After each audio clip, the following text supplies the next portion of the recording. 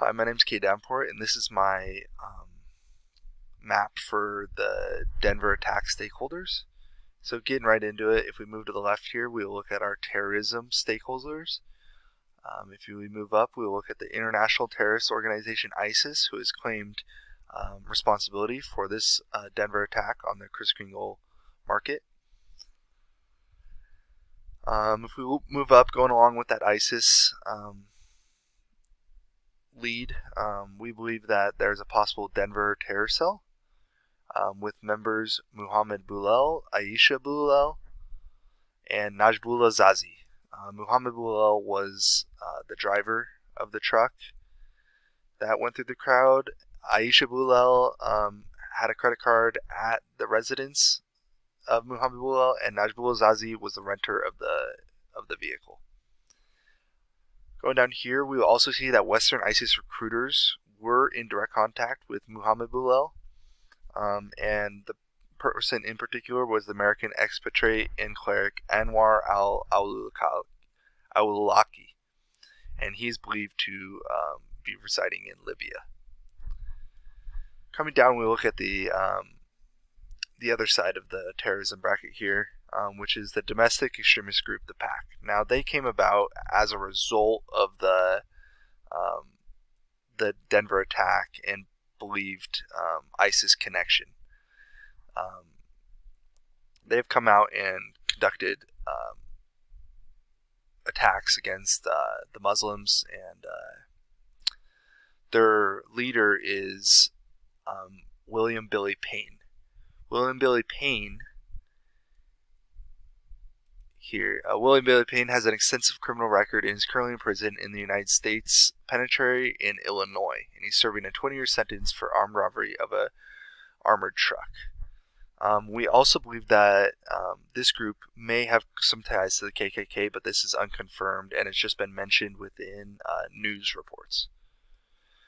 Now, if we move up here, we can go into communities real quick. The two main communities, starting at the state level, are Michigan and Colorado, and then go into the city level, which is Detroit and Denver, and then also I threw in Ann Arbor here because that's a new thing that just came out, but the PAC has been trying to get hold a parade in Ann Arbor, so that's that connection.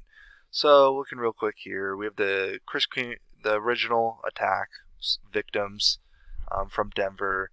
They went to the Rose Medical Center, so they have become stakeholders as well.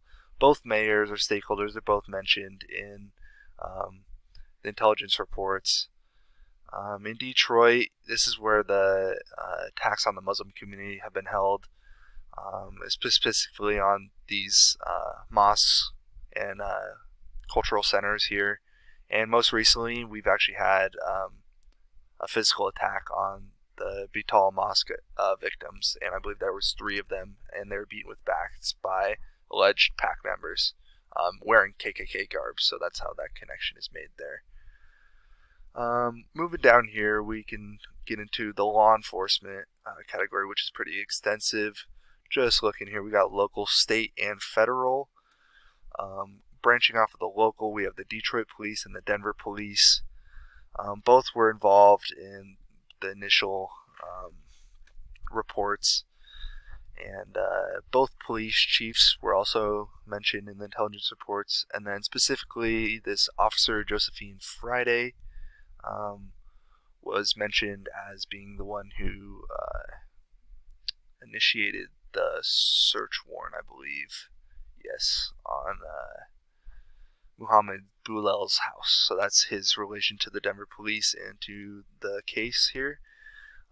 Working down here, we'll look at the state level, which includes the Michigan and Colorado Police, and then I put the Fusion Center here, but that includes all local, state, and federal within the Michigan Fusion Center. And then federal here, we look at the FBI, which branches off to the Detroit JTTF, which is the Joint Terrorism Task Force, the FBI NCIC, which is the National Crime Information Center, the CJIS, which is the Criminal Justice Information Services, and then we got just the overall Counterterrorism Division, and then FBI CART, which is the Computer Analyst Response Team, Then Special Agent William Gates was specifically mentioned as being one trying to get into the phone of Muhammad Bulal. And then lastly, looking at the law section here, we have the Federal District Court, which is what the ACLU, which is the American Civil Liberties Union, which is actually has not ties, but is kind of representing the PAC. They are trying to bring a suit to the Federal District Court, saying that their First Amendment rights have been broken. The Department of Justice is kind of working in the opposite here. They've been authorized to hold a civil rights investigation on the recent attacks. I just put officials here because that's state, local, and federal officials are all kind of related here in the law. And then we have the U.S. Supreme Court, which actually just was brought in because the PAC used a complaint which cites the U.S. Supreme Court case, National Socialist Party America v. Village of Soki. So that kind of brings in a couple more stakeholders there as well. And then lastly, just moving over here, I have some other stakeholders which really didn't fit into my overall map over there, but are still nonetheless stakeholders.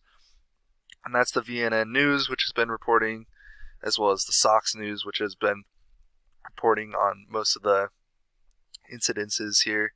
And then Ryder Rental Co., which was the car used in the initial attack, was rented from there. And then Apple Inc., because the suspect's phone is an Apple product, and it actually has encryption and locking that the FBI cannot get through without using a backdoor. So there could be some legal ramifications and draw that company in as an actual major stakeholder, as we've actually seen in other terrorist events in the past. So yep, that's my Denver attack stakeholders map, and thank you.